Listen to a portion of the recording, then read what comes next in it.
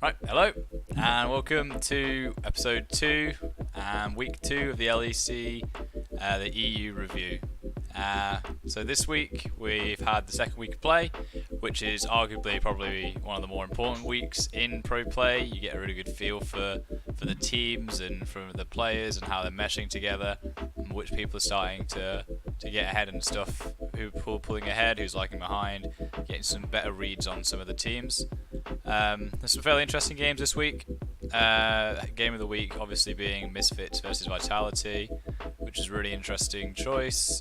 So basically we're going to be going over the game of the week, which game we thought would be game of the week. We're going to have a little bit of a quick talk or section on the failings of Fnatic in this season. Not my choice. I know I'm a big Fnatic fan, but it suggested Ed said we should do it. So just let that be known that it wasn't my bias coming through on that one. And then we're going to be talking about the players that impressed us again. And then we're going to have a quick section on import slots, which should be an interesting one. And then finally, if we have any other time, things like extra games that we're going to talk about and stats reviews, which I mentioned last week, that hopefully we have some more time to get around to, because we're going to be putting our predictions from the start of the season on hold, because we thought it's going to get a little bit tiresome if we keep going on every week about like our predictions and stuff, because realistically they're not changing too much. It's not really fair to dedicate about 20 minutes to each time. So anyway, without further ado, we're going to jump straight into our first segment, which is Game of the Week, which is Misfits versus Vitality. So I'm going to leave I should probably introduce Hayden as well as a guest. We're going to have hopefully some guests on our podcast at some point. Hayden's a great one to choose from, our resident NA fan, but he watched the EU games, so he's alright. Yeah. So I'll direct the first question at you then, Hayden. Okay. How on earth does Cabashard keep getting away with Jace top every game and actually making it work? To be honest, I don't know. Like, I feel like the laning phase was just kind of, it was all over the place, and like I don't understand how he's getting away with this. Like, not only has it become more meta to not use tier in like Jace builds, but like that's something that should also be really punishable at early levels, or even like through a mid game when he hasn't hit like any of his power spikes. But with like ranged champions that can use Klepto now with changes, Yeah. like it does help him a lot throughout the lane phase. But really, I feel it was a misallocation of Fnatic's time and resources. Like either not focusing enough on top, or like just not even creating anything from that. Like they put in Whip on the Poppy, which was essentially to just like nullify or to neutralize Jace within lane, but didn't really have that done at all. I don't feel. I don't know. I just feel that the matchup didn't help him at all. I think that's something really interesting to say though, because like in terms of Whippo on Poppy, which is generally something we've seen less of from Whippo, especially on this latter part of the season. I need to pull up the stats for him, but to my knowledge, he's played at least one Victor game, an Urgot game, and something else alongside this Poppy. So he's had like a lot of carry performances. But to me, it's surprising that Cabashard can pull out these Klepto Jace tops and just abuse people. Like, personally, I think Cabashard's been quite a good player for quite a long time. He's had a pretty consistent like uptrend of games throughout his career, but recently, I mean, all through last year as well, I would rate him as very aggressive, but not necessarily like one of the top skilled top laners we have. So it's very strange to see him actually get so much success on a pick that's actually generally really hard to pull off. What do you guys think? Yeah, there's always like just unexplainable changes in ability from people, like season to season and so on. Like that obviously happens behind scenes, and you can't see on the pro stage. Like before last year, I didn't think Wonder was necessarily an amazing top laner, but he had a great year, especially internationally. So sometimes it's like people just like feels like they turn good overnight, but I also feel like yeah, especially Kavashad, he's done really well so far in the first 4 games. Well, the last 3 of the first 4 games where they've managed to win. And I think I mentioned last week, especially the second game they played, that basically I felt like he's the only one that was doing well enough to get them through the laning phase that managed to get them the win in the end. So I feel that was he's been playing really well at the moment. But it's not to take away from the rest of the team as well, because Yeah, the but I rest of feel that Vitality also, like, played well. like you were saying that it does seem that sometimes like these players come alive or get better overnight. That like there is sometimes like a certain point where comparing this to like basketball in like the America, like the NBA, that a bunch of people say that you might be a great rookie coming in, but you need to grow up in the league. But after a while, Yeah. that even though like you are just playing solo queue and this is like the player's like life to like practice, scrim, repeat, and like even in the off season to try and get some practice in, that like there is a certain point where you kind of mature as a player, and I feel like that's definitely like coming through with him, and like has shown very prominent. Yeah, I think that's really interesting you say that, because I would link it to Whipper here and say the reverse has happened to him this split. And I think we can come on to this a little bit more strongly in the Fnatic section, but there are a number of reasons why Fnatic aren't working, and I think my biggest point would be him struggling to find a strong second season. Because you have to remember, the guy's only been playing since, what? He played towards the end of spring last year because Soaz had a hand injury. Finals. It's crazy. Mm-hmm. So he's really, really young, and now he's having to experience probably a tough roster swap, and it's hitting him harder than probably it should. Yeah. So in terms of the game, though, as well, if you look at the which game? The sorry, Misfits the Misfits Vitality one. Yeah. Yeah. I just realised the whole time I've been looking at the wrong game. But we Yeah. can show that one aside. That's our Fnatic discussion, sort of. But I mean, Kavashad still played well in the Misfits game as definitely. well. Played the got Aatrox, which is like the world's meta matchup, and Yeah.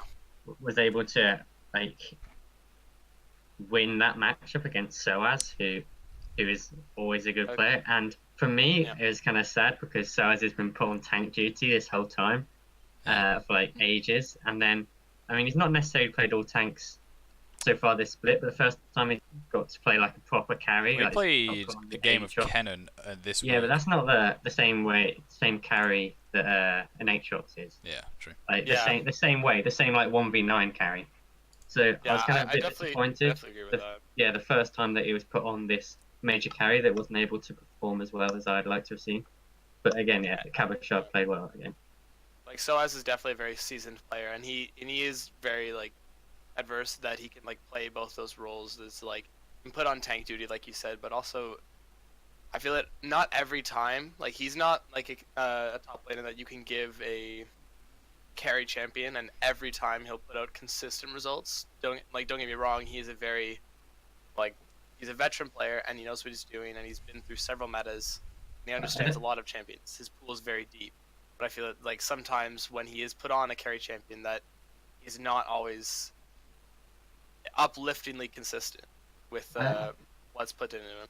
Yeah, but I don't think he's been really given the opportunity to show that, because I mean, literally, when he was sharing spots with Buipo, it's like every time the team was not playing a tank, Buipo was playing, and it kind of shows to me that maybe that he's going to be weaker on the carries. But I mean, he's still a great top laner, and this might have been a one-off game. I mean, yeah, I wouldn't say it's hard fair. Hard to do well when the rest of your team is behind as well. Yeah, I mean, we all kind of circulated from that bot lane. Yeah, I think Jack Troll's Scraggas support was great. I loved watching that. That was. And then I've talked about Javen before. I think maybe twice, but yeah, you just love watching Javen. Watching a Javen get ahead is so great, so great. And it's really interesting that it's against Hans Sammer, who I'm sure he would have liked to do the other way around. And Right on. Attila is consistently impressing me. Actually, the funny thing was, it was like when the Javen got through the first ban stage, and they were just on about which one of them's getting Draven, which Yeah. one is going to get Yeah, Draven, yeah. and everyone was like, it's like because we were either going to get the Hansama Draven or the Attila Draven, both of which we've seen before smash, and then when it was Attila, I mean that's great, and then when we saw it, they were just wrecking them in the bot lane, absolutely destroyed. Yeah, it's for sure. And like, I'm actually just like the fact. Obviously, the important part about this game of the week is that they're both Misfits were considered to be the best team in Europe potentially. I think we said. Can you remember what we answered last week about like? Yeah, I think we all answered Misfits Yeah, above G2. I think we last all week. put Misfits above G2, and there was a section on the ready check, so the precursor to actually the game starting, where they posed a controversial question of or a controversial statement of Misfits 18-0 question mark, and on that day they then lost, and so that's dead. Like, I mean, the 18-0 is so unlikely. yeah. That But it's I the don't fact think that we get people are hyped sort of about it already week hyped. two. Yeah, They're already hyping them up to be these crazy good teams. it's When just wishful people thinking. kind of just forget, just because Vitality dropped one game early, people forget that they are this amazing team, which I was worrying for them when Jizuke was having like weird performances and a weird champion pool. Yeah, But it's week great to one, see that he can Jizuke. still just revert to the LeBlanc and do really good. Like, it's Yeah, interesting because I think I wouldn't put this as an easy matchup for the LeBlanc either. Like, if Forbidden played it better, he should have been able to win it. And it's just something I'd mentioned the other week again, with Forbidden looking slightly weaker than the rest of the roster around him. So Yeah. I am a little bit more concerned for this team now, and it kind of poses a question: are Misfits as good? Is this just an unlucky game? Is this Vitality just showing that they are strong and they got underestimated? Or is this start of... We can go the opposite hyperbole here. Is this the fall of Misfits now? Are they going to be able to get out of this? So I think. Sorry, go ahead. You go first. Oh, okay. All right. I was gonna say that like I feel like this is something that you see pretty commonly, that this is kind of like a growing pains loss. That this is not something that's the beginning of the end or the beginning of their fall. That I do think that they were pretty like that they had some small like maybe few mistakes in lane, especially like on Febivens' behalf. But I think that overall they didn't really treat Vitality with the respect that they deserved. Like, don't get me wrong, that like they were on paper looked like the better team going into it, but I feel that they did not play with enough respect for like side lanes and other things like that that they really just like could have. They didn't have like the draft or the setup to be able to just throw that away. Like, they needed to respect and get a lead for just counting out Vitality, which is I think their main issue, that they kind of in their head had seen how the game was going to go before it actually happened. So I think that was just a bit of like overconfidence and hubris from them on this part, but I don't think this is the beginning of the end. I think this is just a little bump in the road. I like to say that like for me this week was the week where Jizuke and Mowgli stepped up. Like last week Jizuke like was not the Jizuke I was expecting. This week he played LeBlanc and Irelia, and they're definitely two champions I'd like to see Jizuke on like all the time. Yeah. And Mowgli I think played the Gragas and the Olaf, and had like effectively like just won the jungle and won the lanes for his laners, like, well, not necessarily all his laners, but did exactly what he needed to do. And I felt this week he was much more impressive than he was last week. So I made a bold early prediction for Vitality to do well this year, and I was disappointed after week one. But after week two, I'd say that I'm back on the hype train. Yeah. And they've had quite a few of their tough games. If we expect Fnatic to bounce back, whether we do or not, that's to be seen. But they've already played, I think, Schalke, Splice, Misfits, and Fnatic. So that's like 4 good established teams. So if they can pick up wins against bottom teams, they should do quite well. Four teams that like, you know, were regarded as the top of the pool, that like are more well known. Yeah. Yeah. See, now I'm interested about Oh, flip, forgot. But basically, the idea is that Vitality, like, sorry, I remember now. This is the kind of the nature of like week one performances, right? Like, you can't judge a team's overall league growth based off of week one. It's nice to see. Like, this is why I was saying when I was introducing the show that week one to week two is probably one of the more important weeks because every team that wants to do well wants that 2-0 first week, and then if they don't get it, it's interesting to see how they adapt in the second week. And I think similarly, those who do well in the first week and can expect to continue to do better have a bit of a hitch. So I think weeks 2 and 3 in my mind are the most important because this is where like the league sort of takes its structure and its shape, and the later weeks like going like 8 and 9, like they're often the final few changes in the league, but we kind of get our good foundations for the league in these 2 weeks, and these are generally like the most important games. So it's interesting to see that, and a bit of a worrying trend, at least for Misfits, that they're starting to stumble on important games again. So, well, just like as a like a kind of caveat to that is the first week, 6 out of the 10 teams went 1-1. Mm-hmm. So you had 2-2-0s, 6-1-1s, and then 2-0-2s at the bottom. So it kind of we didn't exactly see much from that week. And if I got this right, only 2 teams went 1-1 this week. So I think it was Misfits and SK both went 1-1, and so it kind of gets to show the colours of the league already a bit more after week 2.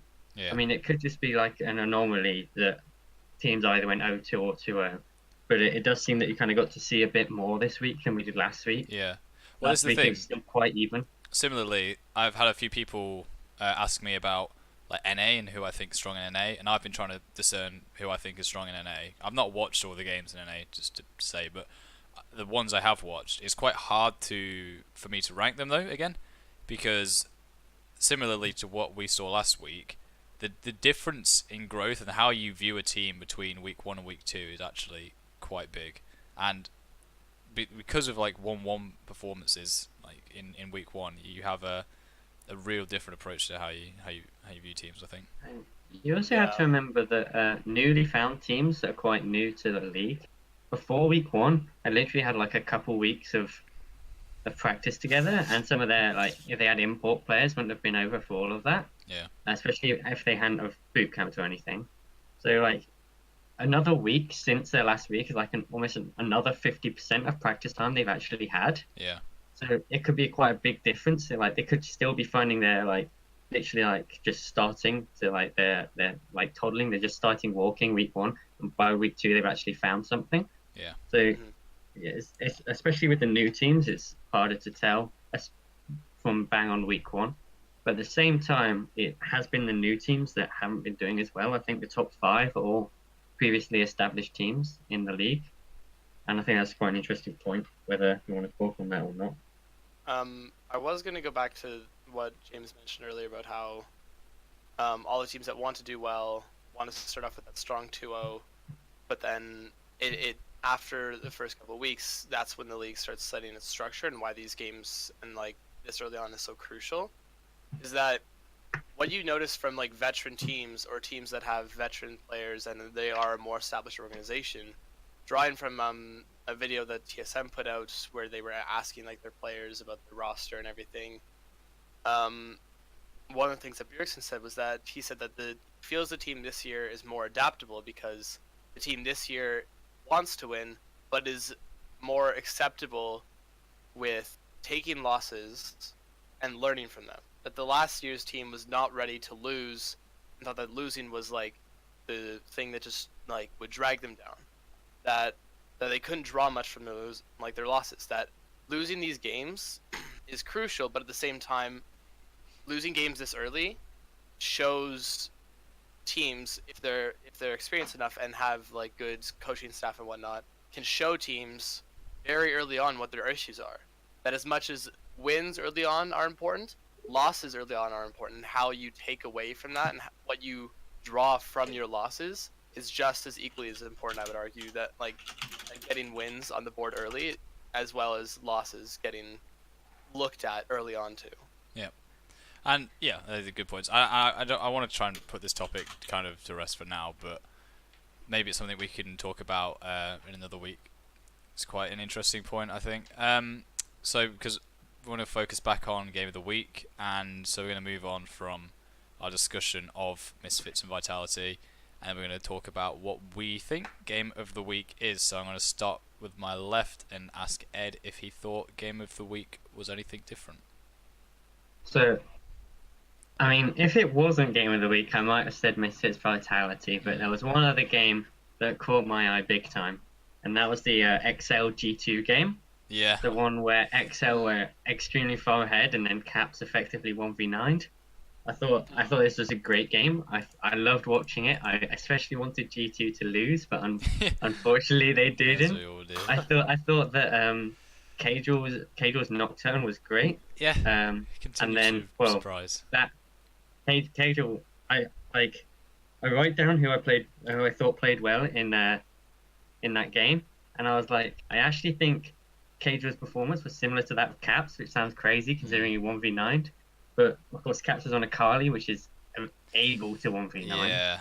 So you've got to kind of give that. But so close. And then I do that. It was pretty much one fight near the end where Yankos blocked. Yeah, I was going to say Flex Sion ult. And I think that was a great play from Yankos and pretty much won the game. Impressive. And that is genuinely one of the reasons I would have to put, like, especially with the loss of Misfits, in my mind, notches G2 up. Just that one play, because they know they're in a tough game against an opponent they shouldn't be losing against, and they have the presence of mind to turn on their A game, is like shut down their ways of winning. Obviously, Caps doing things like Caps does, but we've said this before. Like, we know that Perks is going to be like coin flippy. We know Caps is going to be strong, but you know, the rest of the team, are they going to get overconfident with their like prestige around them? I think that safely says no. The fact that just literally the fact that he walks back and respects the fact that they could lose that fight, and sections off the fight between the two tanks, the two divers, and the rest of the team. Just it's more about the respect that G2 know that they aren't untouchable, even though they give off this idea that they are, which is I think it's really important. To say we just have like Hans or Attila for the best Draven in the league. I think it's definitely not Perks. I'll put that out there. No. I thought Perks and Mickey had a really poor laning phase. Yeah. Mickey got caught out a lot, which kind of inflates Cagel's like KDA a bit because he killed him like a million times. But that did look a bit worrisome. And if Caps was not on this major 1v9 champion, that is easily a lost game, like easily. Although so we should probably think about the Karma top as well in that game, which was. And that was the other game. That was the one where he played Sejuani top.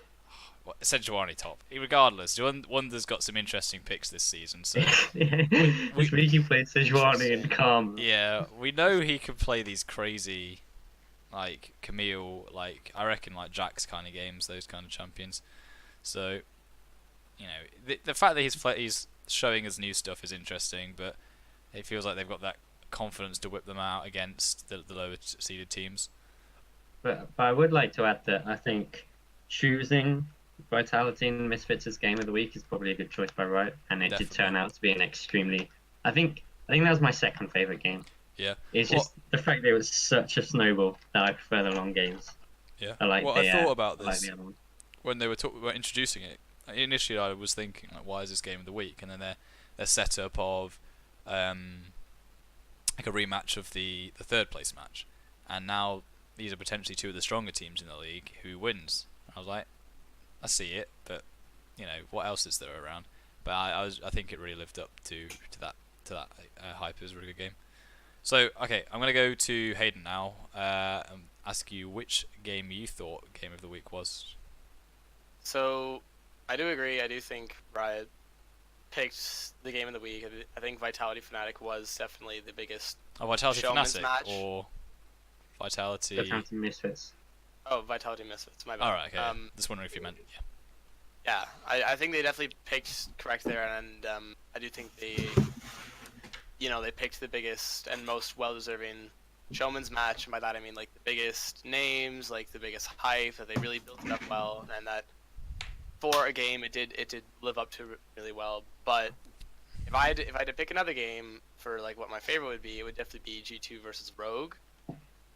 I thought that like the amount of depth that like was pulled out, Karma top, Riven mids, and Ivern jungle, like that's an exciting game to watch purely out of champ select. Like the way it played out at the beginning was a bit slow, as like a comp like that with like 3 shielding champions on the side of G2 should.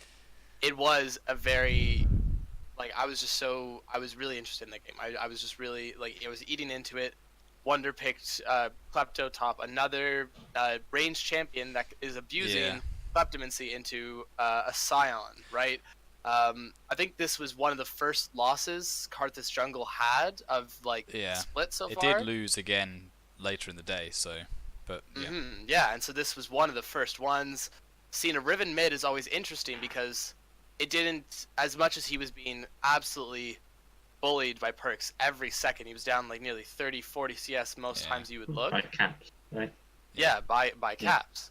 He was able to roam, make some plays for what little that Rogue could do, and although like Rogue's bot lane was non-existent. I think there are some really interesting points to take from this game though. So I can't remember who was asking me about Scion. But basically someone was asking why Scion was so good, and I was telling them all these things, but its weakness is ranged matchups with Kleptomancy, because you just feed it gold, like there's nothing you can really do about it.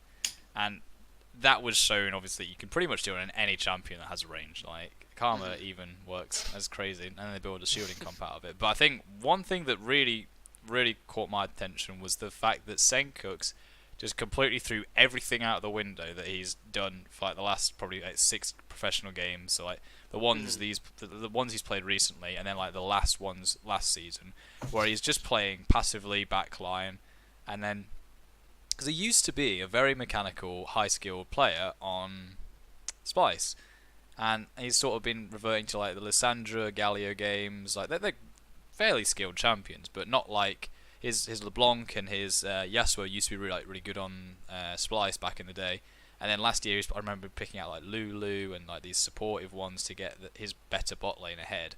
Now that he's not got this such strong bot lane, he's playing something more interesting again, like the Riven. It's just very strange to see him finally hit that switch back. So there's a lot of promise in this game for me, but their bot lane is really an issue. Like I saw a comment on Reddit about, and I know we want to dig into community perception, but it basically said that I don't know how HeQ still manages to get on professional teams. Like I don't know whose leg he's pulling or who he's getting favors from. Some other body part. Yeah, that's what it said. But we're keeping it clean, you know. So can I just say, like, do we expect to see Riven as a Irelia counter again, or is this just a one-time thing that didn't work? I don't think so, because it basically does similar things in the laning phase, but is weaker, and does similar things in team fights, and is also weaker.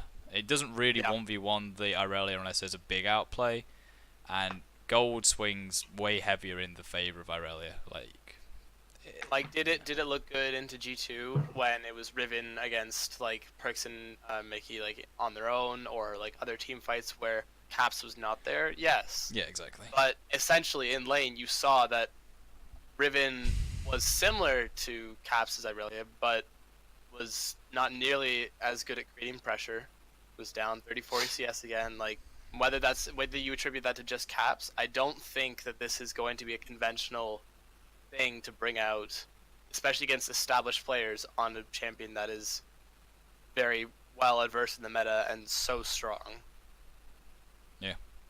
Though it's interesting, we've seen so there's that big meme about Riot nerfing Irelia by 5 movement speed, right? Oh yeah. And this patch she has seen some fairly big nerfs, so I'll be really interested to see where the priority on her shifts in these coming weeks. Same for Akali, because there's some coming up nerfs on Akali on the PBE, which remove the healing from a Q, which is really big, especially for pro play. Like you are going to be punished basically if you stay in side lanes too long and get chunked out. So that should be really interesting to see. I'm gonna go to Tom then. Unless anyone has any final points on the game. what you thought game of the week was. My game is Schalke versus Fnatic. I Right. thought that was a brilliant game to watch. I think isn't Ignar the only person to whip out the fresh so far? Could well be. I think so. In I'm EU, not sure. it's possible. Yeah. I can't think of anyone else. So watching Ignar play fresh, Sorry. that was so good. Yeah. Like Yeah. it was actually amazing, and Upset as well was doing really, really well. Memento is doing pretty good. I just feel like Schalke are really good. They're like a top team in my book, at least. But Yeah, so far Schalke only lost one, and the one they lost was that thrashing from G2. Yeah. yeah, And I'd like to say it's like this game was set up for Fnatic's success, really. Yeah. They got the Casio, which has been seen to be like a terror in the mid lane. They got Reckless on a late game scaling Severe. Illusang on a playmaking support, and they have Buipo on Victor, we've seen him play multiple times at high level at Worlds.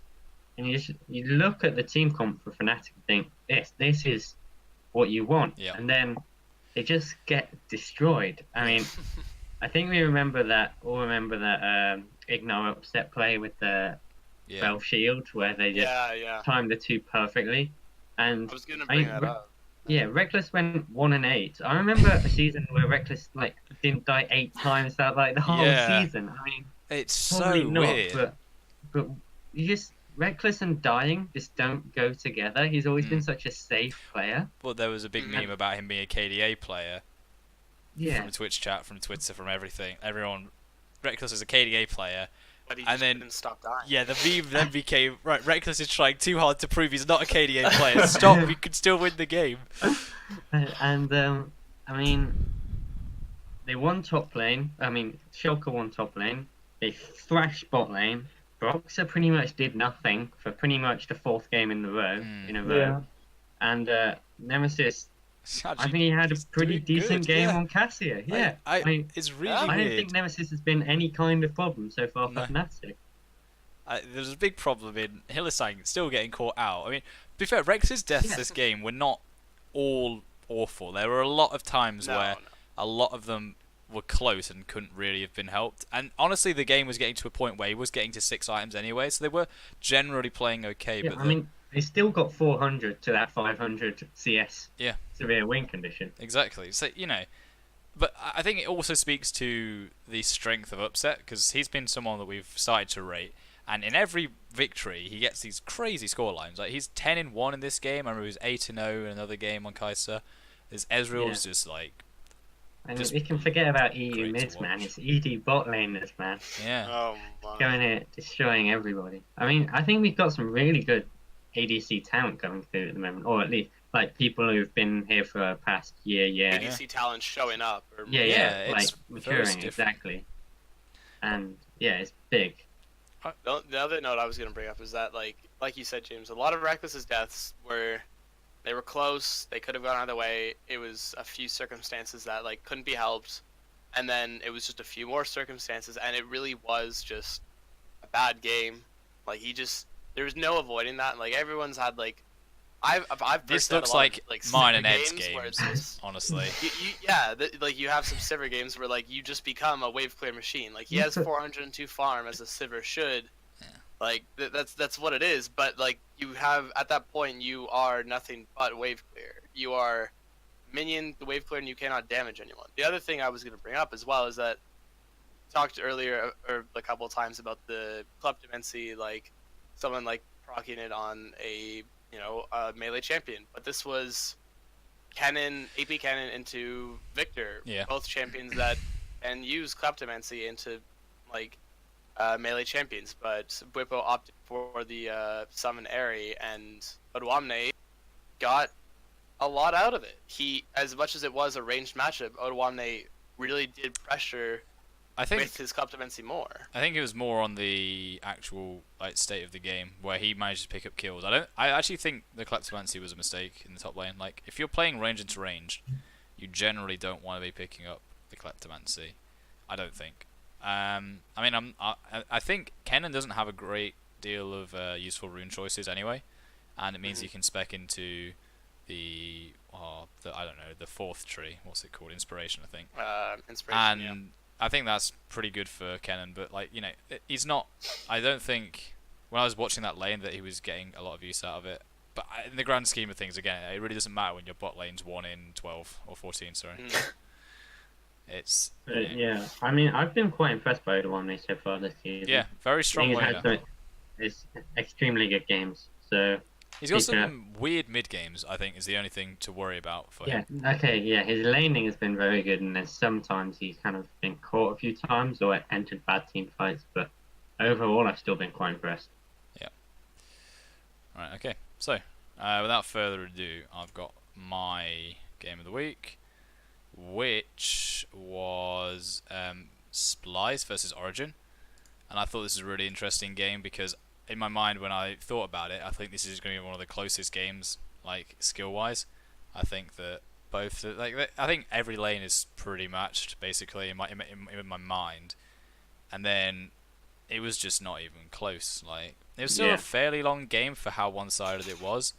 I mean, it's Splice, though, isn't it? Yeah, but even for their standards, 31 minutes is basically like, I don't know, it was a walk in the park for them, really. But it was really interesting to see. I remember there's a certain fight in the top lane where Alfari on Aurelia like flash ulted Xerxes and it just didn't connect. It was like that far away from connecting. Oh yeah. And then I was like, this game's some over. sort of visual bug. Yeah, it was just. Yeah. I was gonna bring up about this though is that like the whole thing was that Humanoid showed up a lot. As much as his score was like 2-0 and 8, and he did not have like an abundant amount of kills. It's interesting. He's a player that like stepped up quite a bit. Yeah, but so something that was mentioned on the cast and something that I'd really queried is that they weren't too happy like comparing Humanoid and Abadaga. I want to ask you guys, who do you think is the better mid laner out of those two right now? Humanoid I don't know how you tell when Humanoid's playing like Lissandra every game. But Abadaga's played Lissandra nearly every game as well. He's played 3 games Lissandra so far. I would just say interested. Humanoid because I feel like he has more room to improve. I feel like he has more, like he's more versatile and he's not just gonna get comfortable on a Lissandra pick. Like eventually, like he will branch out a little bit and he can play those matchups better. Yep. But that's just in my. Yeah, Tom, what do you think? Who I think a better mid laner? I think Abadaga's been more consistent than Humanoid at the moment. So I'd probably go with Abadaga then. Okay. What about you, Ed? I don't want to compare them like this. I think it's extremely hard to tell, and I know put one of them on LeBlanc and then I'll tell you. Yeah. Well, either way, I would say Humanoid's doing better. In my mind, just like they're very close. They're both doing very well. But I thought, in my mind, just sort of as a given, I thought Humanoid was looking better than Abadaga. And they were comparing it, like maybe Humanoid can reach the rookie levels of Abadaga this split. And I was like, this is, it's quite a comparison. Like, to say that this guy's this much better than this other guy, when I thought he's actually had some really solid performances. And I hope he keeps playing well, because they're both looking very good. The reason I brought it up was just because it surprised me to hear them not hold him in a good regard when I actually think he's had some of the better games out of all mid laners. But it's quite hard to say because the caliber of mid laners is just going through the roof. But he's looking strong even in comparison to them. I've been really impressed by like the level of tops, mids, and bots so far. Like this everything but jungle, really. Well, support it's hard to tell, and I'm not sure their standard has really changed that much. But I feel like this year, all those 3 that I mentioned are extremely high standard for a lot of the teams. So yeah. Yeah. I suppose it's especially considering like it's like when you watch some other regions, they have like a lot of players that have been there a lot before, and a lot of these players are rookies, and especially in the mid lane, I think we have either 3 or 4 like new mid laners coming through, and they're all looking pretty like up to the required level at least. Yeah. So I'm excited about that. Yeah. Right. So we need to probably move on to our next segment now, which is the Fnatic segment. So obviously Fnatic are right now 0-4. They've had some Yes. close games, but in a lot of people's minds, they're also 0-5 because they had that false Yeah. start with SK. And I think that's probably one of the big things that's more worrying for people is that they've not actually looked that close to winning a game. Like they've held on to games, they've been in games, but they've never looked like they've got the control to win a game at any point this year so far. So we just kind of want to talk about why we think that is, whether they think they're going to get out of this hole, or what basically. So I just want to start with each person is going to name either one person they think that Fnatic is struggling on Fnatic, or one person who's doing something really wrong, or whether it's the team collectively. And then after we've done that, I want to talk about whether they're going to get out of this rut, basically. So I'm going to start with Tom. If you can you name one player that's an issue, or is it the team collectively? I think it must be a team thing, to be honest. Like, I don't think one person's doing something wrong and that's causing the whole team to just play bad. Yeah. That being said, Hylissang's not been doing that good. Yeah. I don't think. But I don't really think it's going to be just Hylissang causing the whole team to fall apart, really. No. But I think Nemesis has been quite consistent so far. Yeah. It's He's interesting probably because been the best out of all of them. yeah, like the reason I'm asking is because the scapegoat for Fnatic's loss seems to change every time they lose. So after the first game, it's like it's Nemesis is a problem. Second game, it was like okay, Hylissang's a problem. Third game, I think Whipway was a problem. And I'm gonna go from my point of view here now. Interestingly, is that I think it's a mixture between Broxah and Hylissang. So Hylissang is getting caught out randomly a lot. Yeah. And when your support is just dead, then there's no AD carry bot lane. And when you have no pressure bot lane, then the jungle is freed up. And I don't think Broxah is really doing that much proactive stuff to help his team get ahead, which affects the other lanes. And so if you have all these weak lanes, and for people who are actually used to playing winning matchups, then, these two are kind of causing the problems. Obviously, it's a team issue because it's a team game. But I think, for me, those two players are having... causing a lot more issues than the others. And Ed's frowning, so I'm going to go to Ed next. Well, no, I was actually looking at something else, but I personally, it's a mixture of no one playing great, and my personal least great is Boxer. I haven't actually seen him do anything. Yeah. I'm struggling to remember a successful gank, and I know there must have been one, or at least some, but I feel like he hasn't been doing anything. And then that's it. And then just on a side note, just Boy Push is getting caught out so much, just getting caught in lane, and I think that's disappointing. Yeah. And yeah, so my main problem for me is Boxer, actually. Okay. And Hayden? I'm a little bit caught between it, because I was going to say something along the lines of what you were saying, that the team is not being proactive, right? But I feel with the structure of this team and a lot of the comps that they've drafted show that the jungler has to enable them to be proactive. Yeah. And again, going back to Broxah, is not. No. He's simply not. I think he's just going. He's has a path, a jungle path in his head, and he's not adapting to what the other jungler's doing or what the other laners or the ganks that the other team is doing. He's just trying to plan out the game in his own head and play by a set way and not reacting to things, not being proactive. So that's just it. It's hurting other lanes. Like Whipple getting caught out does suck, but imagine if there was a bit of proactivity before that, or a few minutes before that, that had allowed Whipple to be put in this position that he wouldn't have to be caught out. That he already had this, and he didn't feel the need to stay or other things like that. I feel it's small things that Broxah is not generating with other lanes that is hurting them. Yeah, I think I have to agree, and that's kind of prompted me to think that the team is playing as if they were in a Worlds form still. So basically, Whippo would he's always been this aggressive. Let's not kid ourselves there, but he like pushing his lane, trying to fight people. But Broxer is either there to gank for him or there to counter gank. And then whilst that's happening, they've got their strong duo in the bot lane. Always been a rock, never really loses. And then you've got Caps just creating his own pressure by being Caps. So because they've changed their playstyle, they've suddenly like lost their ability to do things. They're trying to like juggle plates basically. We've got all these things going, we're all doing this thing. Oh, something's gone wrong there, let's go fix that. And then suddenly something's gone wrong over there, and you've got this massive mess. Is what's kind of happening in my mind. So I want to ask you guys what you think about like fixing it. Do you reckon they can fix it? And if so, how long is it going to take? For me, for all we know, it could be fixed by now, and going into next week, they could stomp whoever they're playing. I think of course it's possible to fix it. They've got 4 players who've just been on the World Finals, and 1 player who's doing all right so far this season in Nemesis.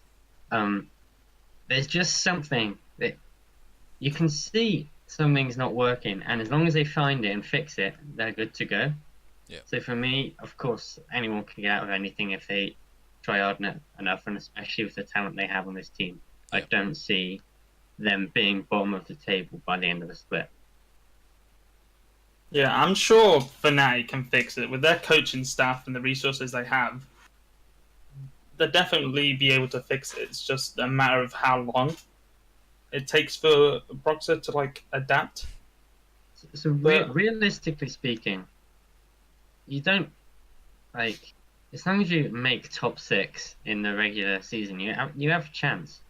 It's like the league is not the end all of be all. At the end of the day, it's the playoffs that really matter.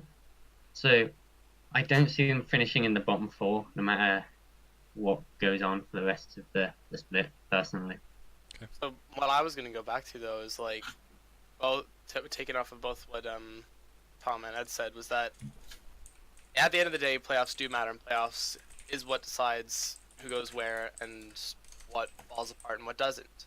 But I think that the issue, the part of the regular season, like I said before, is to, if you are losing, to address the issue sooner rather than later, to find what the issue is and to weed that out.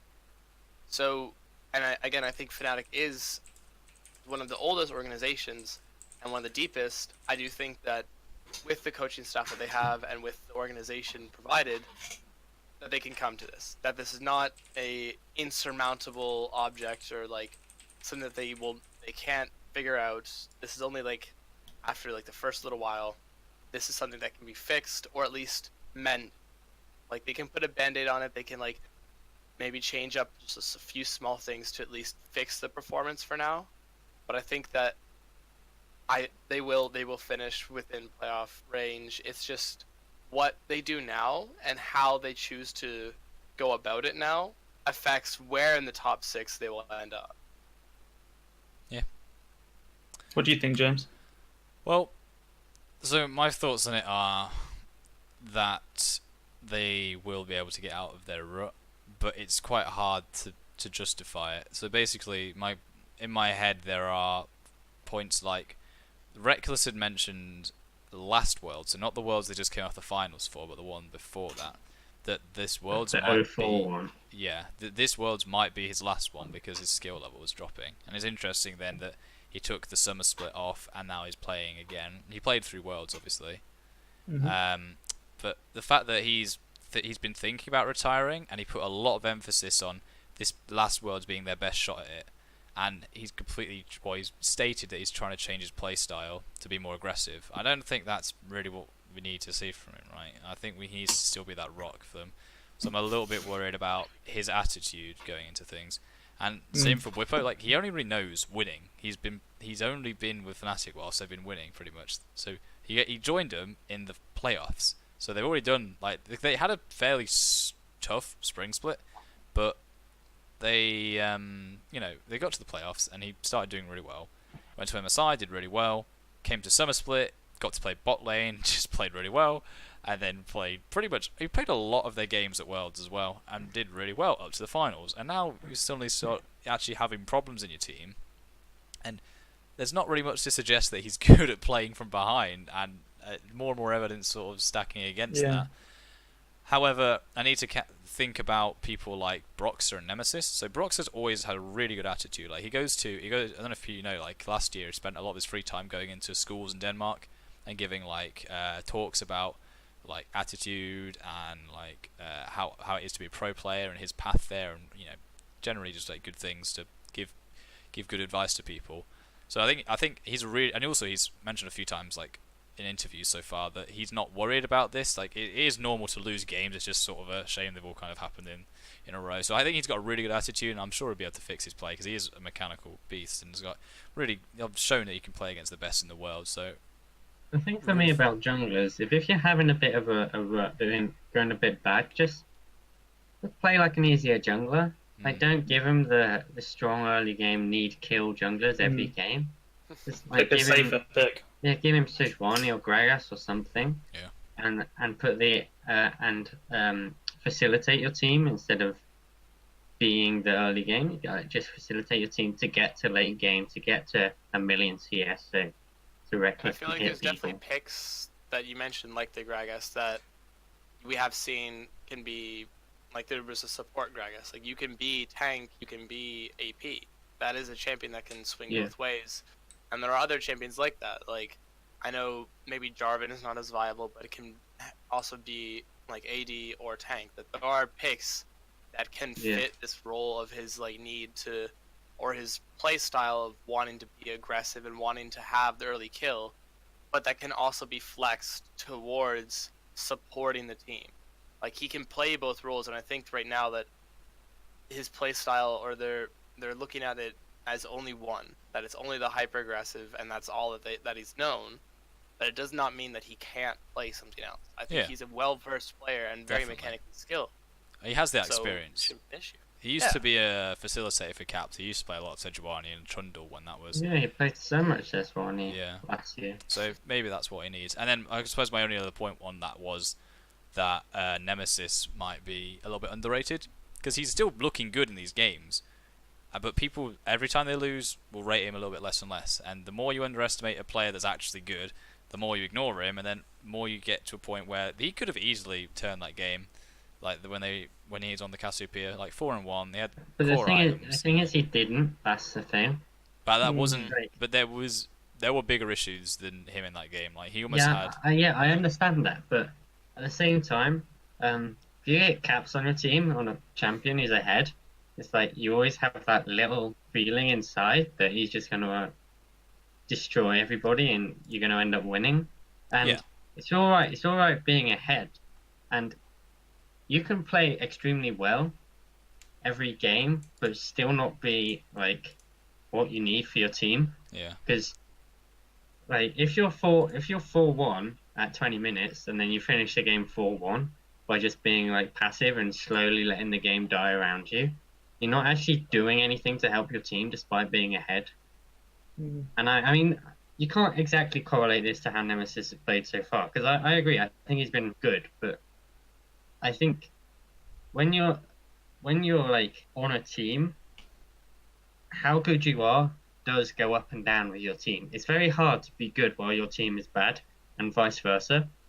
So on a team that's losing every game, the only thing you can really view him as is like not a great player. At least that's what I feel like. Yeah, I think that kind of speaks to the point though, where the more you ignore him, the more he can do. So the less. I think one thing that I saw though was a lot just like, and I do understand it. And like this happens in esports teams, like sports teams all over.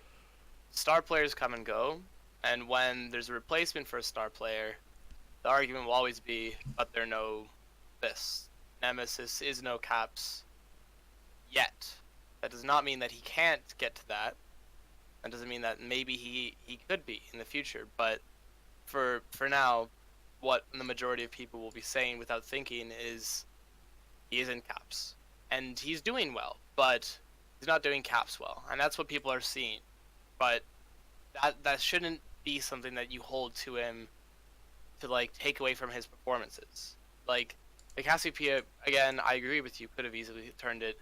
It just didn't.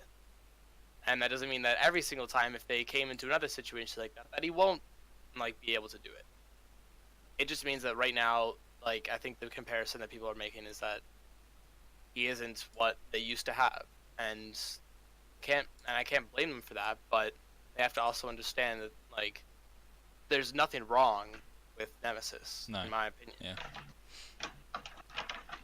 Right. Okay. So that should deal with our quick, fairly long segment on Fnatic. So I'm going to skip stats review as well because we're cutting short on time. Hopefully one week we'll get stats review one day, but because we're going to go on to players that impressed us this week. So this is a little bit quicker. One player each that impressed you this week. Someone that stood out. So anyone goes first. Anybody? Okay, I think Ignar. Just from his fresh play. He's the only one that's played fresh. He's played it 3 times. He's the only one that's played it. And I think this last game, he just absolutely popped off on it. Actually, I can find you the stats on that now. He's the only player to play it.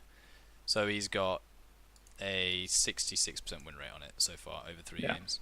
So 67 if you ran correctly. yeah, all right. Well, it's a 66.7. So leave it out, Mr. Maths. Yeah. If you round that, you get 67. Yeah, I think Ignar is probably my player right now.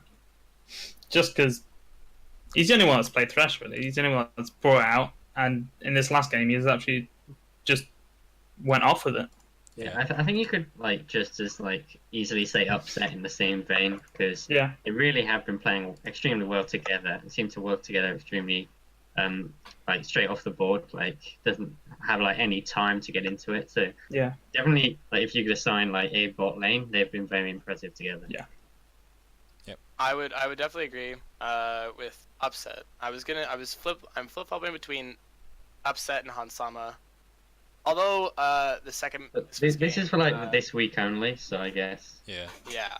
So although Hansama with that Lucian was pretty non-existent. Against Vitality they got steamrolled 0-1-2. It wasn't that great. But I'm impressed by Upset because again, like you guys have said, their bot lane has been playing extremely well, not only together but individually. When they're on their own, and they're in team fights, they're doing pretty much everything right. It's hard to point out things that they're doing wrong. The reason I pick on some of those because I'm reminiscent of when old Wild Turtle back in the day would flash in and make plays like that. I feel Hansama is becoming a player like that is ready to make hyper aggressive plays like that. And pulling out a Vayne is definitely something that I can respect and get behind. And it looked great. It looked really well. That game was really well done for them, and I'm impressed by how the aggressiveness of Hansama isn't being punished and is making him seem so dominant. Yeah, that's the thing. I think it's speaking more and more to how susceptible Galio is to a strong AD threat. You don't get a good armor resist item in your build at all. So you just get absolutely trucked by. If they have any sort of protection for their ADC where you can't just one shot them, you will just be run down by a good ADC. And Vayne's another person who does that. Which in that game was Alistar, fucking Nunu and Sion. It's the goon squad. The boys are here to protect you. So, Ed, who was your player that impressed? For my player this week is Xerxes. Because Splice quietly had a 2-0 week where they just kind of won their games pretty comfortably. And he played the Karthus jungle the first game against Rogue and kind of wrecked everyone in that game. And then he had a good Nocturne jungle the second game. So although they played Rogue and Origin, it's not exactly the two of the strongest teams so far, but they looked very good in both their games. And I think Xerxes was a big point in both those games. So even though Splice kind of quietly went out 2-0, I think Xerxes was a big part of that. Yep. Okay. Good point. James? So yeah, I got 2 from the same team. No. Let's see why. So one, the two players that impressed me this week. They're both from Rogue. One was Prophet, and I know so basically the way I'm qualifying this is that he has always been obviously a very mechanically good player. He's played on SKT as well, and he's always sort of just been that import Korean where he just plays well, but the team's maybe not doing so well, blah blah blah. And this week I was particularly impressed. What a He really- difference. He well, I don't know. He just quite surprising to see how well he did, considering how bad his team played. Which leads me on to my second player that surprised, which was Hiku. I mean, the coin term is players that impressed, but I'm going to change it to surprise, and I'm surprised about how bad Hiku was. This is so mean. We can't just bash Hiku for that every I was gonna say, I don't know episode. where We've he's done going it with every this. episode. But, We did it before but we played a it's single game. We continually did it after becoming one. more and We did more it of a this week. problem. Just imagine this team with Hyana instead, and how different it looks. But I've seen so many comments. He looks like the boosted AD that gets or the auto-filled AD. But as like when you watch every other AD in this league and you see how they are generating their own advantages by playing aggressive picks, or at least playing these backline ADs and aren't getting picked and can play around their team. He's doing neither of them. He's not winning lane. He's always losing. Like, it really look. Okay, so in the Splice game this week, he went 3-4-3, had 295 CS. Comparatively to Kobe, who's always been one of these like consistent AD carries, he had 377 CS. He was nearly 100 CS down in a 30-minute game. Like, it's just not even close. Like, it's a decent lane matchup as well. He just continues to astound me, because I genuinely, when Rocket disbanded, thought this guy is not coming back in the league. He Q and like Promise Q, these guys with Q in their names need to get out, join the queue to get into the league, you know, because they need. We'll see, because obviously this is only week 2, but he's had a couple of years where he's looked pretty shambolic, and when the league's this competitive and there are actually better talents out there, I do have to question more and more about why he's here. So that concludes my thoughts on Player of the Week. My only note on Hiku is that he looks like I don't have to go guy just from looks, the Maze man. Runner. He looks like a baby. You're bashing No, he looks like just because his hair. Bad. You know in the Maze Runner, the Newt, what was it, Thomas Brody Sang? Yeah, he looks like that guy, but like a smaller version of it. That's the only note I have. On it. Alright. Okay, so we've got another section here just talking about import slots. So Oh yeah, 'cause I was looking at this. So there were 8 import players in the league, all Korean, and so there's 2 top laners, Expect and Profit, Mowgli in the jungle, Pyrian in the mid laners, and 0 bots, and then there's 4 supports. And I was just wondering what your thoughts are on why almost half the supports in the league are imports, even though you think that's a really vital role for like communication for the Zignar, Gorilla, Dreams, and Wardid for reference. So what's your thought on why a lot of teams choose to import their supports and not choose European supports? I think a big part initially is that all those people you mentioned actually have great English as well, and have kind of already been established in the league, except for Gorilla. Dreams has been here for a while before, and Wood's been here for a while before. And But so at the same time, it's like usually not gonna be as good as someone who's spoken a European language previously. But like, is it mechanical reasons they're important? Is it previous experience on Korean teams? Like, what's the factor which makes imported supports like so desirable, or is this just kind of a coincidence where I found stats and overanalyzed? It's an interesting point. I feel like it must be coincidence, Especially when there's I can't see any 0 correlation. bot laners. Yeah. 0 bot laners are.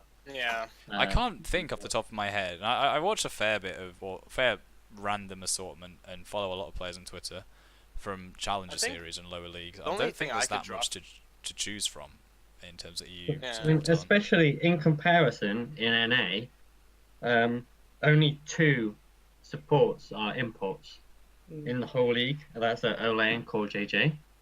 Oh yeah. So we're a region that uses a lot fewer imports than NA, but in the specific support role we have a lot more. And I just thought that was interesting. I wonder whether it's anything to. This is a completely spitballing suggestion here, but whether it's anything to do with vision control. Like a lot of support. So for if I think of an EU support, I think of Hillisang or like Jack Troll. Let's say 2 pretty good EU supports. Now the way I think of their play is far more aggression than vision control or working with the jungler. Whereas There's a lot more restraint with a lot of the Korean supports in my mind. Actually, I think Norskeren as well. Like I think of these flashy plays, and maybe we could look into vision scores for these supports for next week. We can continue like the trend just to look into it a bit. Yeah. But you know, One maybe thing it's I just the would fact that point they out- value this sort of like vision control and macro Yeah. One thing I was stuff. gonna say is like if you remember back in the days, like Core JJ was not always the support. There are many Korean players that do that a lot of them it is sort of like a transition to a supportive role, and it does not take away from their mechanics in any way. But I feel that like they do get put on playmaking support, so they get put on a support that can take control of the lane. And I feel that the benefit of having an imported support is that they are very aware of how matchups go, and they are very conscious of things like that.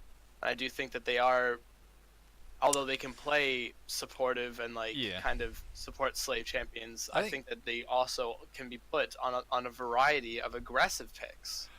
I think it's really interesting, though. Like, I think EU in general has a lot of talent to pick from, and this is kind of why they don't have many imports in general. Yeah, my Which is other theory was that like for supports especially, it's like for NA, if you import a support, you're like wasting an import slot almost, because almost all teams use at least one import slot for their mid laner, whereas in EU we like famously like only Pyrian is the only one support import for the whole mid lane.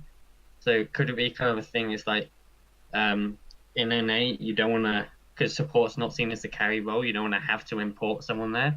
But in EU, where you're probably not going to have used up all your import slots because you still get 2, even though most teams don't use that, it's like they're free to pick better supports. And EU just isn't a region which at the moment has the same level of supports that Korea does, when in other roles you could arguably say they're matchable, they're comparable. Yeah. I think that's a good point as well. Anyone else got any thoughts on that? Or has Eddie got some fastball questions to go? Quick fire questions. Yes. Quick fire questions to finish us off. So I think I have 1, 2, 3, 4, 5, and then one which is going to take a bit longer, but that should be fine. So, Okay. Question 1. Okay, we'll go James, Tom, Hayden. Answer in that order. And this is a yes/no question, and you have to answer immediately. So James, Tom, Hayden. Okay. All right. Would G2 be a super team without caps? James. Take it too long. Yes. That's too long. Yes. Yeah. Tom. I have to No. think. Hayden. Yes. Yes. Okay, 2 yeses in there. I think I would have gone no there. Okay. Okay. Ooh. Hans is Draven, Hansam is Draven, or Attila's? James. Yes. I think it's hard because you have to pair them with support, but I think on You'll be good at play this quick alone, fire I will question. say Hans Sammer. I'm impressed with his the most. Hansama.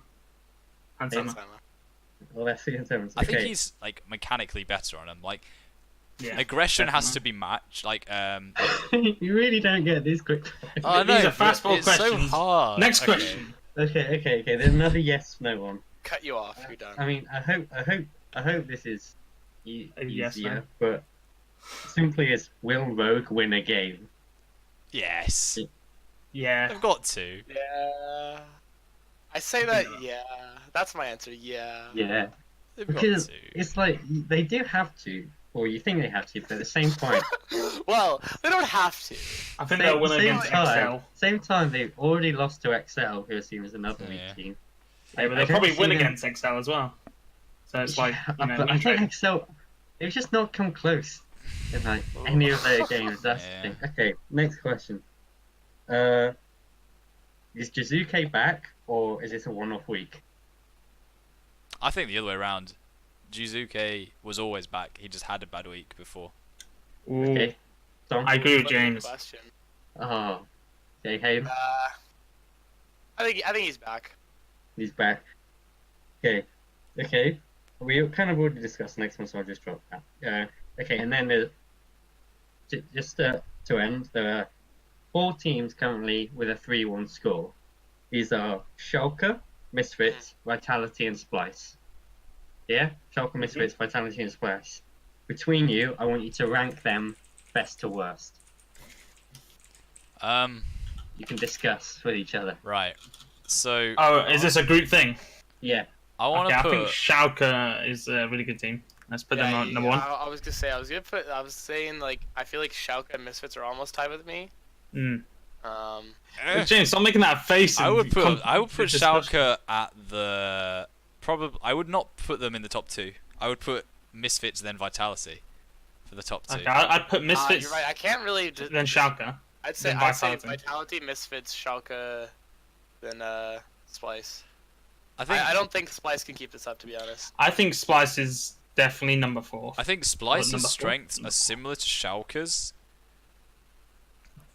But but I don't think they're like just a little bit under. actually I would put Splice above Schalke. I think Splice seem to be more consistent than Schalke because we talked about this a long time ago. With their top laners are almost the same, their junglers are very different. Their mid laners are almost the same. Their AD carries are almost the same, and their supports are almost the same. So it's just this jungle difference, and I feel that Xerxes is more consistent than Memento. But Memento has more chance to explode a game, I think, in my opinion. Okay. Okay, so we get Misfits, Vitality, Splice, Schalke. So we're I done, would or? put that. All right. Okay, we'll get that. Would you change anything, Ed? You know, I think I'd put Schalke higher. See, I wanted to put, but you know. I think I'd go. Like we just I don't know, totally it's so damn hard. undermined That's Tom why I there. made you guys do it, isn't it? We undermined Tom there. Tom was like, "Oh yeah, I think they're a good team," and then he's like, "Okay, I I'll just settle for gave you second." He's my like, "Okay, I'll settle for thoughts. third." He's like, "Okay, I'll settle." For I'll settle before. I was like, yes, first, second, okay, Yeah. third. I'll go for You fourth can then, I you guess. can okay. disagree, like that's fine. But I was just giving you just what I thought. Yeah, we can Personally, I agree just on that, looked I at guess. those teams and I thought, even like the fact that they have the same score is like Mhm. irrelevant in the fact that I think they are actually 4 teams that are like looking strong so far this season and are all kind of about the same level. And also, they've all only lost to one of the other teams on the list. So Splice lost to Vitality, Misfits lost to Vitality, Vitality lost to Schalke, and Schalke lost to G2. So you could say Schalke are the only one that lost to the best. Oh no, It's a fair point. I think it's a very fair That's why I point. let you do it. And definitely something to sit on and think on. So unless anyone has any other points, I think we should probably wrap it up. If that's right. No, I'm good. NA over EU. No.